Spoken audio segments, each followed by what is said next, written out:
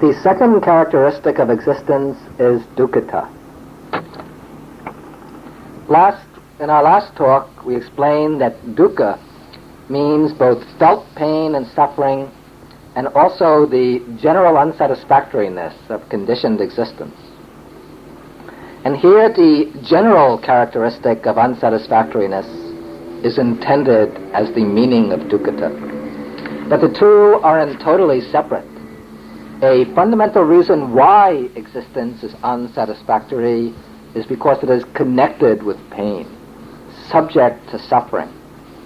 The pain and suffering to a great extent are rooted in impermanence. We crave for a world where everything that we value and love will remain forever, but it has to change. And when we meet this change, then we undergo suffering. The five aggregates themselves are impermanent. We would like to preserve them, to make them steady, to dominate them with our will, but they escape our grasp, and then we meet with dissatisfaction, with suffering. Our inability to control the very things that we take to be ourself. The Visuddhimagga, the great commentary, says that dukkha has the meaning of oppression by rise and fall. Rise and fall is the feature of impermanence. The five aggregates are subject to constant rise and fall. And when we contrast this rise and fall with our desire for peace, for stability, then the rise and fall of the process seems oppressive. Therefore, oppressiveness by rise and fall is the distinguishing feature of dukkha.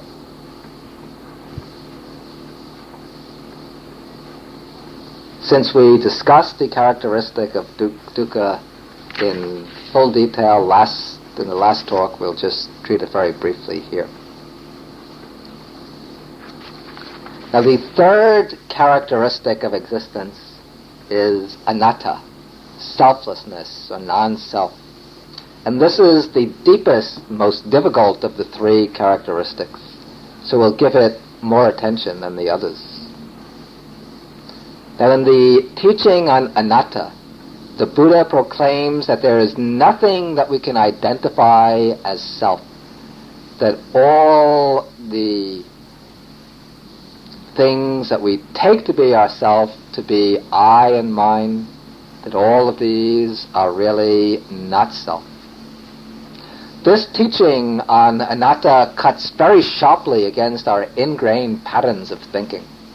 Almost all of our thoughts, all our activities, all our concerns center around the ideas of I, mine, myself.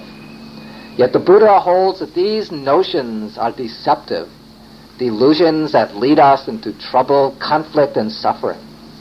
And he teaches further that in order to get free from dukkha in all of its forms, we have to break out of the clinging to the idea of self. And the only way to do that is to penetrate the mark of selflessness, anatta, to see with insight the selfless nature of all phenomena. The teaching on anatta can easily be misunderstood. To see the exact meaning of the teaching, we have to discriminate between what the teaching denies and what it doesn't deny. We can approach this discrimination by distinguishing the different meanings of the word self. The word anatta means literally not self. So what is the self that's denied in the teaching of anatta? The word self can be used in three senses. Firstly, it can be used with a reflexive meaning, as when we speak of myself, yourself, oneself. And the Buddha accepts this use of the word self. He says you have to train yourself, one must purify oneself, you have to make the effort yourself, and so on. That's a perfectly legitimate use of the word self. A second use is to refer to one's own person, to refer to the compound of body and mind. Here the word self or I is a shorthand device. It's used to refer easily and economically to what is really a complex process. And this sense of the word self is also acceptable in Buddhism. We use it to distinguish different people. The third sense of self is that of a substantial ego entity, a lasting subject existing at the core of the psychophysical personality. And it is with the idea of selfhood in this sense that the Buddha's teaching is concerned. The reason is that it is this assumption of an ego self that gets us trapped in suffering. And now the teaching on anatta doesn't deny the existence of the person, the individual, taken as the psychophysical complex. What it denies is that the person exists as a self, as a lasting, simple ego entity. The person exists, but the person is anatta, not self, not ego. The person or the individual is a complex of the five aggregates. And to say that the person exists is to say that this unified composite of the five aggregates exists. To say that the person is anatta, without self, without ego, is to say that the five aggregates cannot be identified as a self and do not contain a self. That no inner nucleus of selfhood can be found within or behind the personality made up of the five aggregates. The teaching of anatta is the most radical doctrine of the Buddha, the doctrine which cuts across all our habits of thinking and conceiving. For we usually see ourselves to be a self. We identify the body and mind as a self, or believe that we have a self standing behind them in some mysterious way. This is taken to be so obvious as to be beyond dispute. Yet the Buddha holds that the seeming presence of a self is an illusion, a mirage. When we look carefully, we find not a self, but only five aggregates, which are insubstantial without a self. Perhaps we can make the point clearer with an example. Suppose we're walking down a country road at night. We look down on the ground and suddenly we see a snake. We become frightened.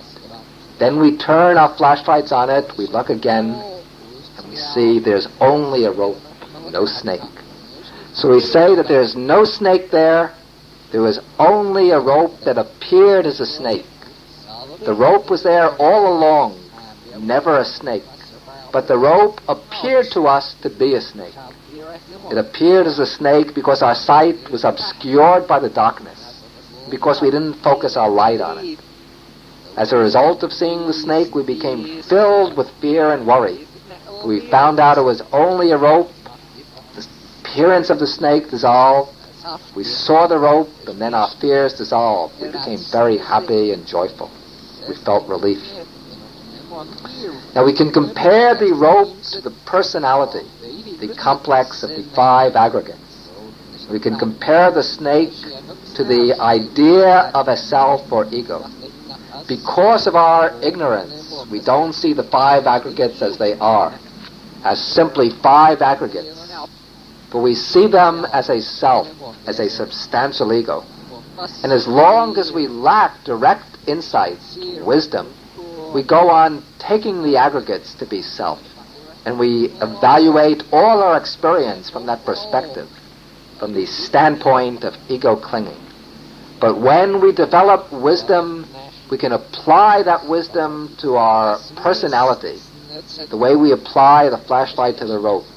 And then we see the person as being just the complex of the aggregates, without being a self, without containing a self.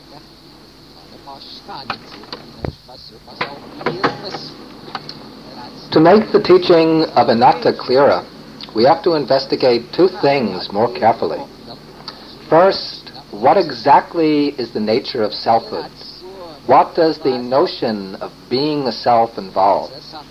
And secondly, why is the person not a self?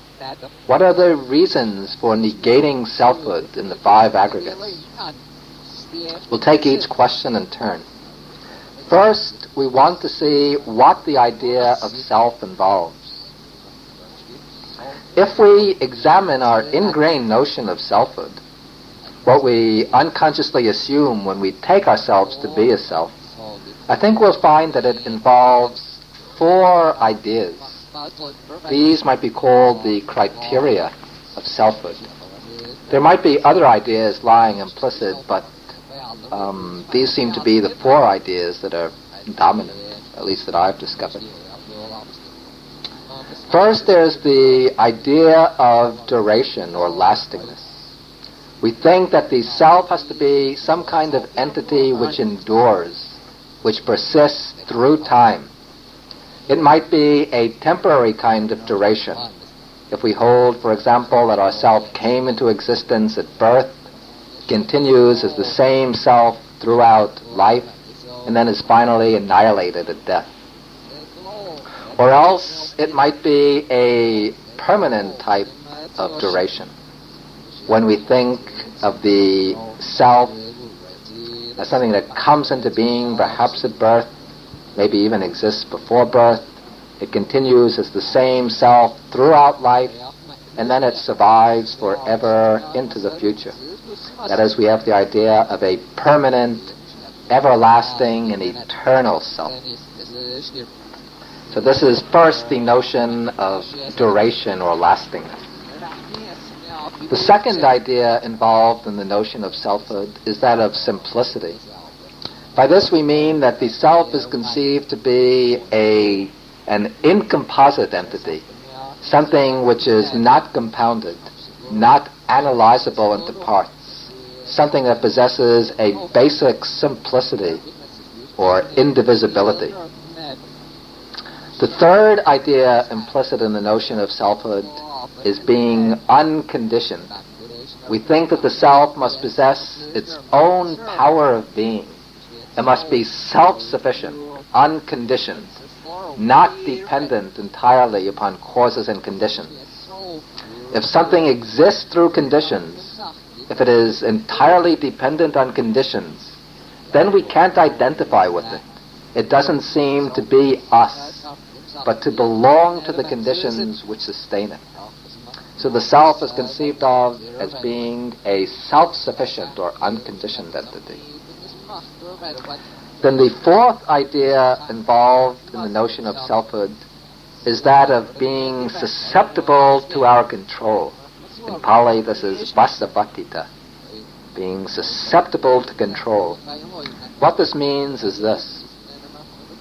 If something really belongs to us in our essence, if we consist in this, then if it can be identified as ourself, then we should be able to exercise mastery over it, to control it, so that whatever we determine it should be, it would follow our determination.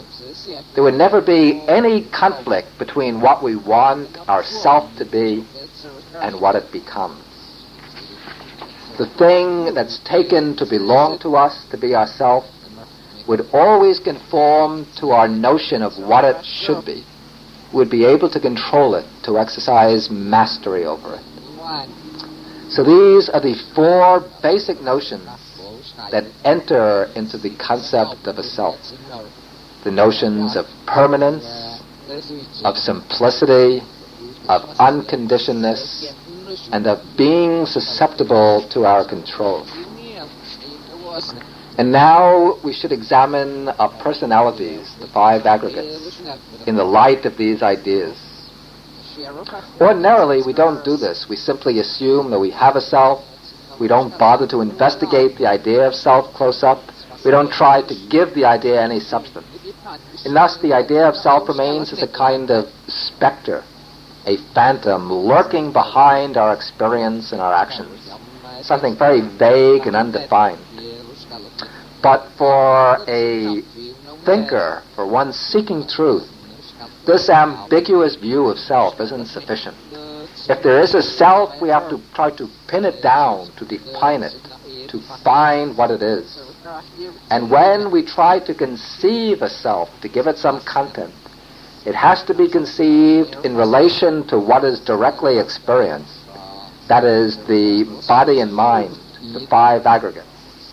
If the idea of self is to have any meaning, any content, it has to be set in relation to the body, the feelings, the perceptions, the formations of mind and consciousness.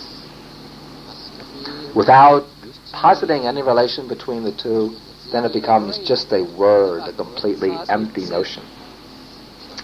Now, when we try to posit the self in relation to the five aggregates, a number of relations are possible, but these can all be reduced to two, either identity or difference. That is, when we conceive ourselves to be a self, we must do so either by identifying the self with some aspect of the body-mind complex, or else by distinguishing the self from the body-mind complex. In the second case, the self is seen as distinct from the five aggregates of body and mind, either inside the body and mind, behind them, or their invisible owner. Now let's examine each of these two positions in turn, starting with the first one, the position which asserts identity between the self and the aggregates, which regards the aggregates as the self. Then we'll deal later with the other position.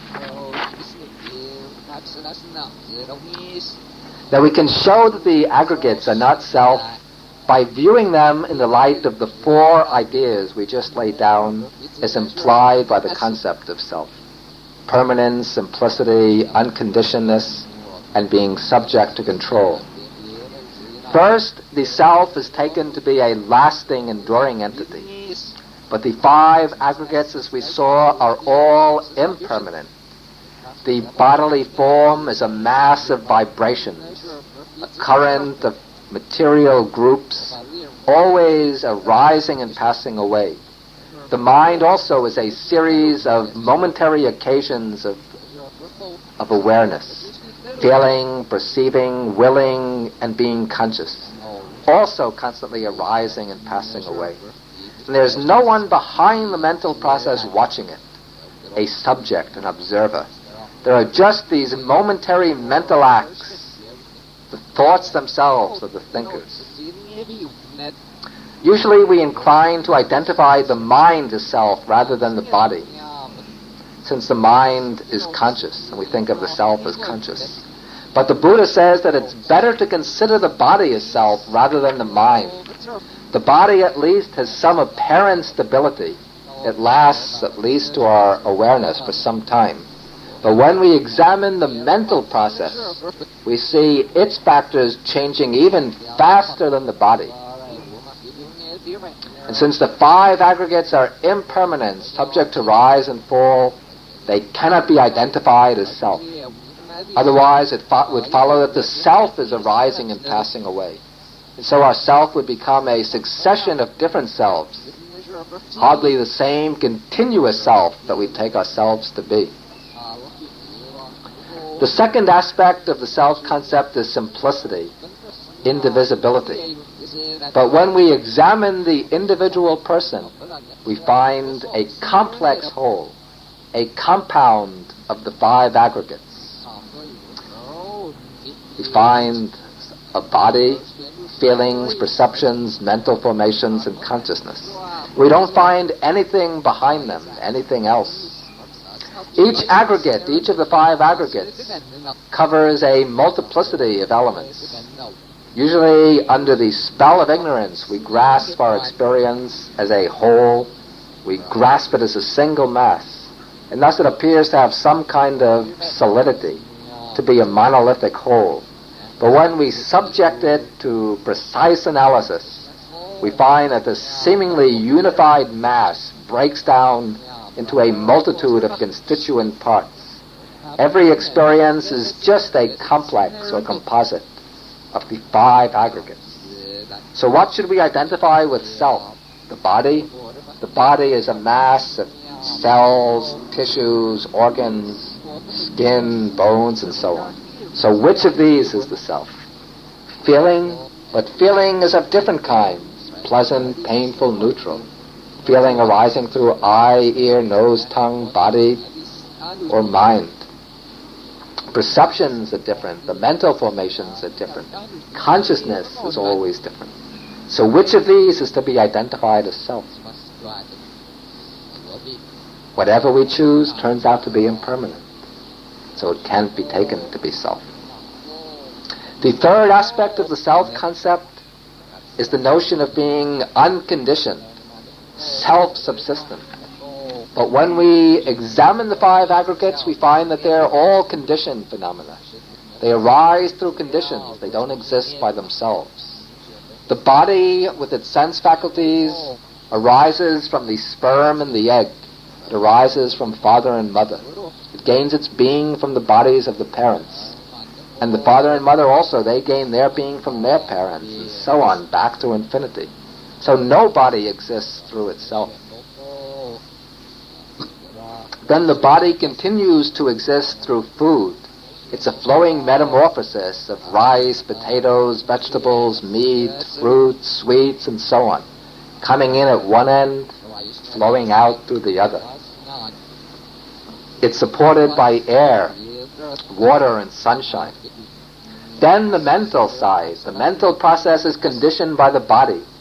Consciousness doesn't exist by itself, but it exists as a series of states of consciousness. And each of these moments of consciousness arises with some material support, supported by the physical organism. Visual consciousness arises dependent on the eye and on visible forms.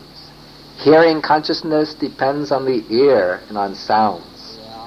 Touch consciousness or body consciousness depends on the physical body and tangible objects. Even thought consciousness arises depending upon the organ of thinking, the brain, and upon the nervous tissue. Feelings, perceptions, volitions, all these too are conditioned. None of them has an independent existence. And so no aspect of the five aggregates is unconditioned. Then the fourth aspect of the self-concept is being susceptible control to the exercise of mastery. If something is truly our essence, truly ourself, we must be able to bring it under our domination, to exercise mastery over it. But we find that the five aggregates can't be subjected to our volitional control. We can't command them or bend them to our will, since they depend on outer causes and conditions, which are external to ourselves, beyond our control. And therefore, since they depend upon outer conditions, we can't master them. This is the Buddha's argument in the first discourse, in the second discourse that he gave, right after the teaching on the Four Noble Truths. He said to the monks, if the five aggregates were self, they wouldn't lead to affliction, they wouldn't lead to suffering, and we would be able to control them, so we could say, may my body and mind be thus, may they not be thus, may they be the way I want them to be, may they not go contrary to my desires.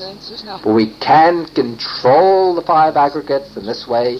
The five aggregates lead to affliction, they lead to suffering, therefore the five aggregates are not self.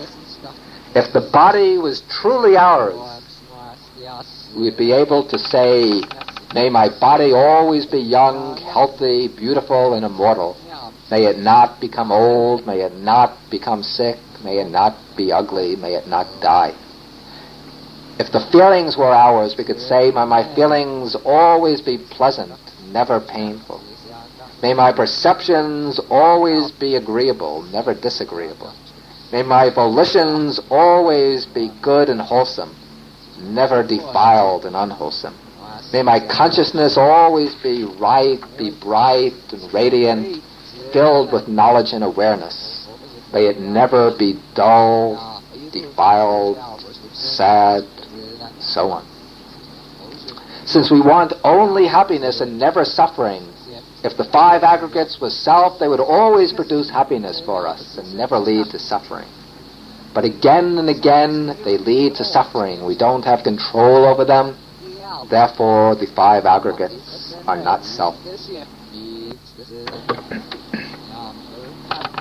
And that deals with the first position.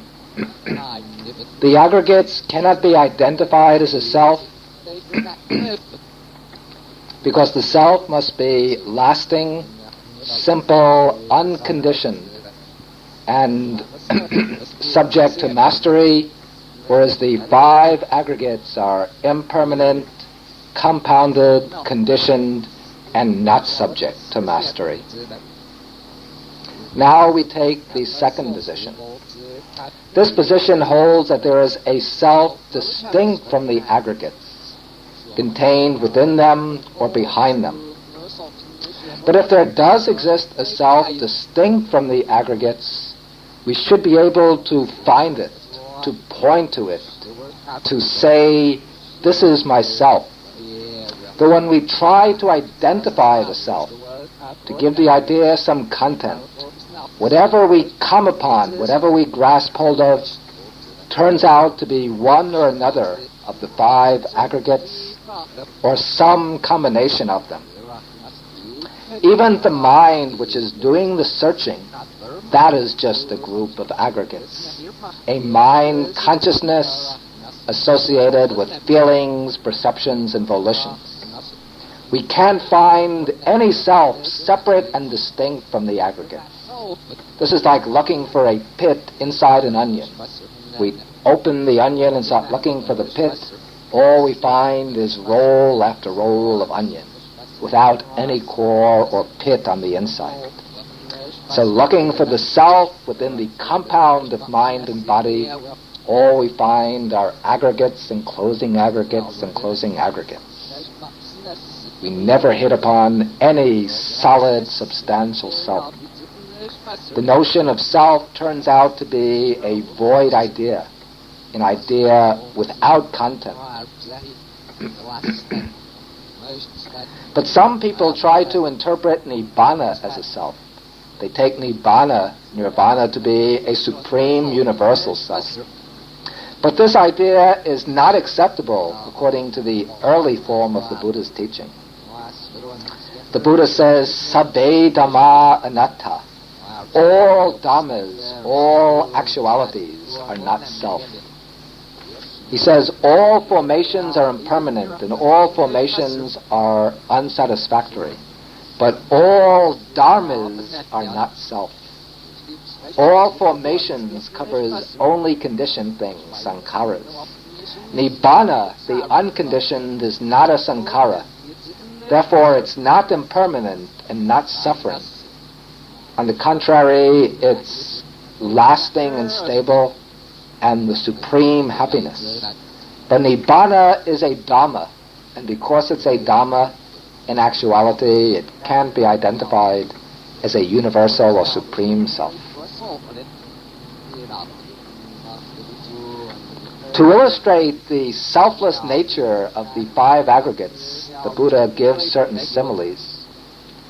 He says that the body is like a lump of foam.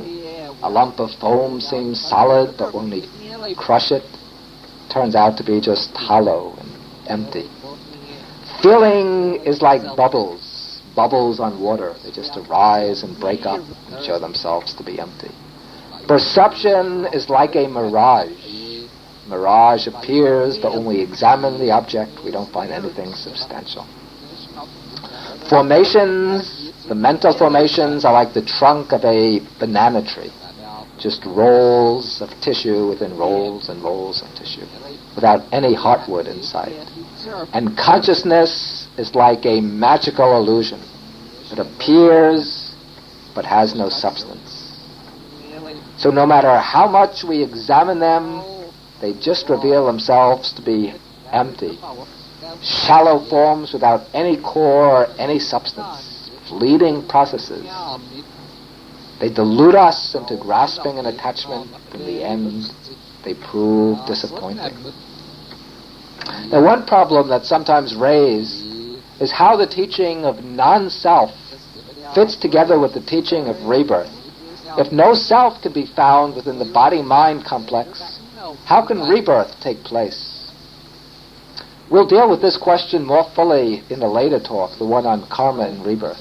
Here we'll just give a brief answer. The positing of a self isn't needed to guarantee rebirth. In Buddhism, rebirth is understood as occurring through causal continuity. The body-mind process, even in this life, maintains its unity entirely through causal succession without any lasting self. Each moment of experience is connected with its predecessors and with its successors through a transmission of influence, through a causal succession. So each moment of consciousness receives all the stored up experience that occurred previously in the continuum, the whole storage of memories, habits, tendencies, and karma built up in the past. Then each moment in turn transmits this storage to its successors, along with its own unique contribution. And thus the whole stream of experience has a unity and coherence. In one life we can identify ourselves as the same person from birth to death. But this can be done not because there's a permanent ego entity, but because there is a causal continuity, a transmission of experience going on at every moment. In the same way, at death, the body falls away and memory is blotted out. But the mental process, the stream of consciousness, continues on with the support of a new physical body. Character, experience, the tendencies, karma, these pass on through the flow of mind from one life to another. And now we come to the last topic, a very important topic. And this is the place of the teaching on the three characteristics in the Buddha's path to liberation. For the Buddha teaches only dukkha and the way to the end of dukkha. So all of his teachings in some way fit into his path to liberation. Now the Buddha holds that the way to deliverance, the way to the end of dukkha, lies through understanding the real nature of our existence. We remain tied to dukkha, to the round of becoming, to suffering, because of our craving, our clinging and attachments. The clinging and attachments continue to operate because our minds are covered over by ignorance and deluded by false conceptions, by the perversion. We cling to the body and mind because we see them as permanent, pleasurable, and as self.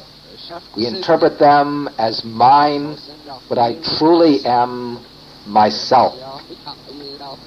From these erroneous notions, all sorts of defilements arise. Greed arises as the drive to acquisition. We want to grab hold of more pleasure, more power, higher status. We want to expand the territory of our supposed self, to appropriate things and make them mine. We want to go on becoming in the future, to preserve our individuality, to become immortal. This deluded idea of self also gives birth to anger and hatred towards what opposes ourself. It causes the arising of selfishness, jealousy, pride, vanity, competitiveness, the lust for power, and so forth. All arise out of the notion of selfhood. At the deepest level, the ideas of permanence, pleasure, and selfhood sustain the round of samsara. The wheel of birth and death turns because of our ignorance, because our minds are attracted by the lure of some kind of lasting happiness to be found within the world, or by the quest to find some identity for our self-concept.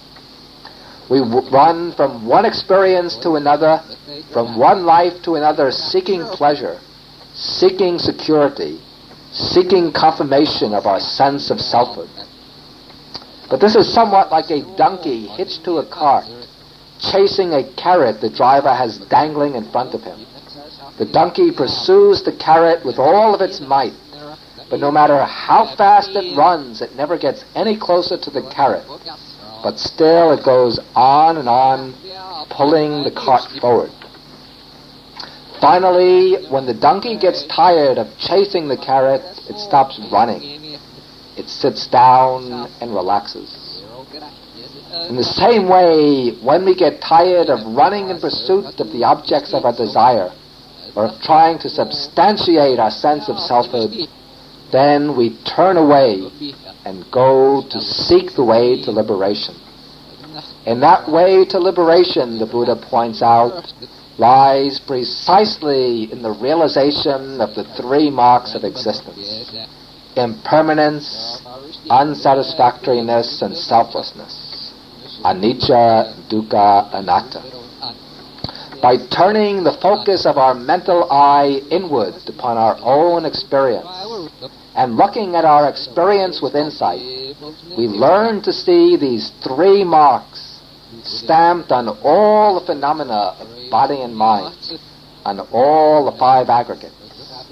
And this leads to an end of identification.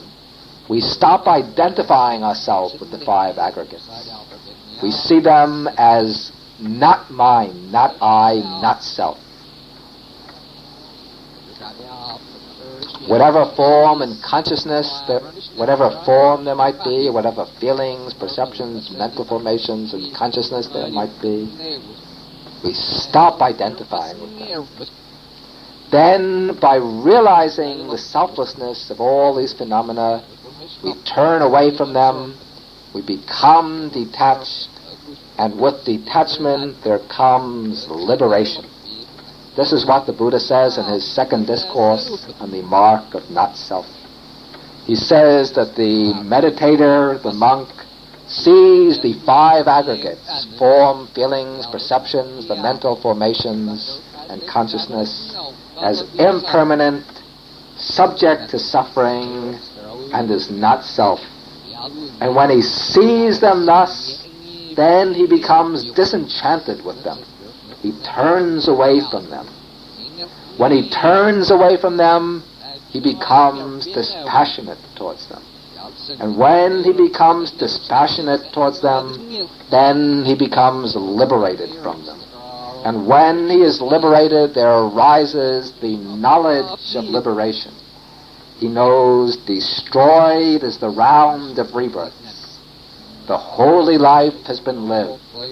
Whatever had to be done has been done, and there is no further becoming to be undergone. That is the end of dukkha, the goal of the teaching.